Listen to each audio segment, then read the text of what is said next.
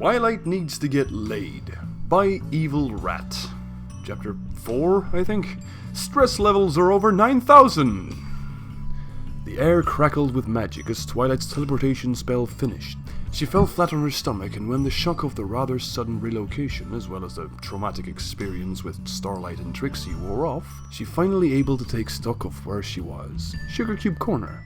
Just as she relaxed, an insanely pink face overtook her vision. Concerned for her friend, Pinkie Pie had jumped over the counter, the violation of Twilight's personal space be damned. Pinkie thought that Twilight looked like she had seen a ghost, and not just any ghost, but her own ghost. Whatever happened must have scared the fudge out of her.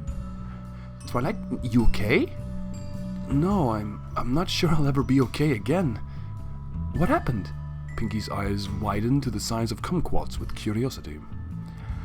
I think Starlight and Trixie are into some really strange, kinky things, and they want me to join them.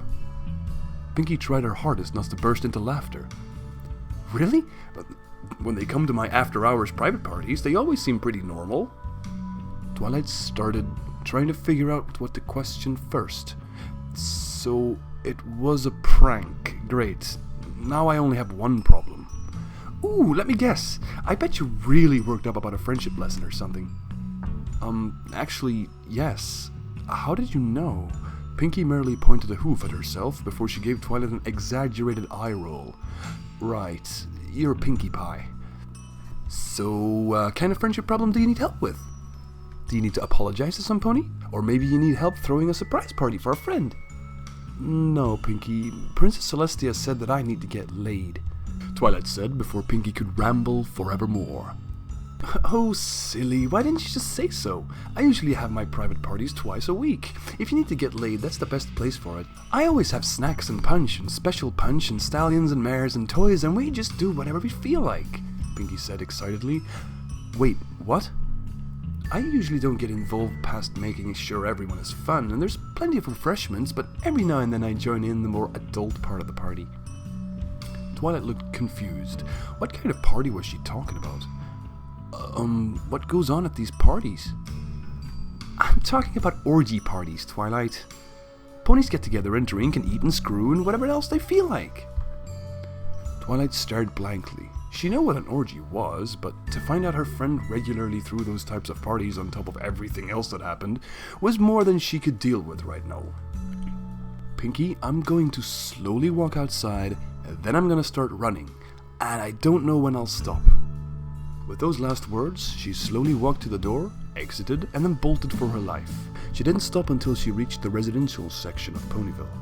As she slowed, she saw her old friend Lyra's house. She would be normal, she would understand, she would help. She trotted up the walkway to the door and knocked.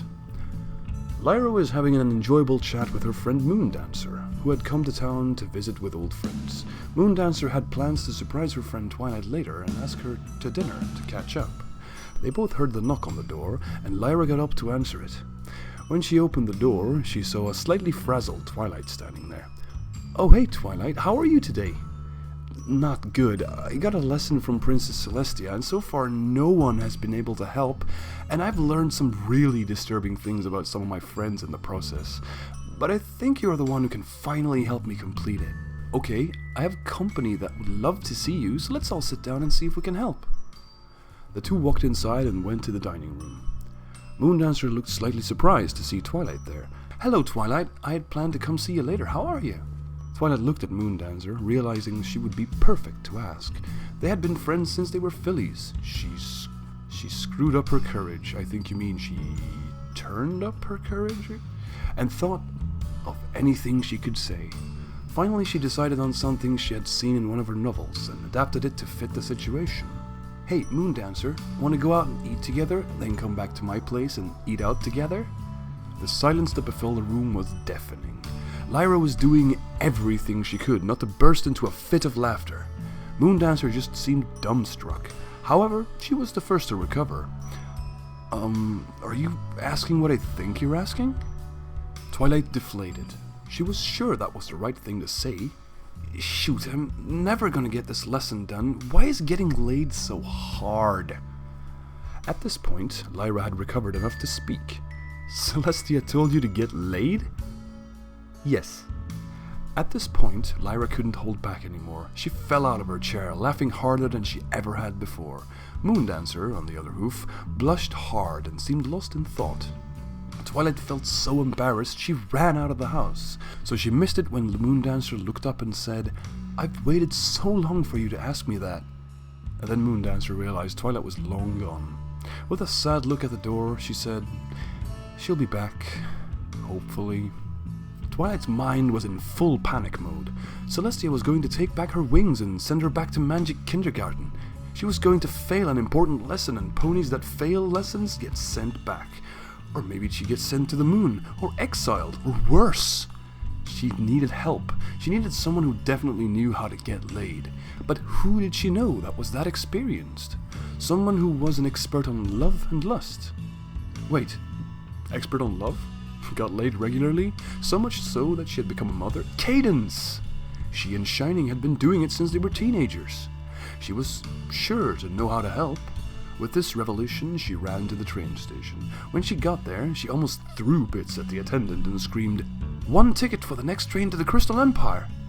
The shocked attendant fell off his chair from the force of the yell, which bordered near Royal Canterlot voice levels. He got up and printed the ticket and handed it to her without a word. The train arrived about 2 hours later. In that time, Twilight's panic was increased steadily. Her eyes twitched and her mane and tail looked like they hadn't been brushed in a year. The other passengers avoided her, most Ponyville citizens well aware of the signs of a Twilight freakout. Everyone could tell at a glance that this one was in full swing. As she took her seat, she started to calm down a bit. This had to work. Cadence was the alicorn of love. She would help solve this. The train started to chug as it departed Ponyville, on its way to Twilight's ultimate destiny.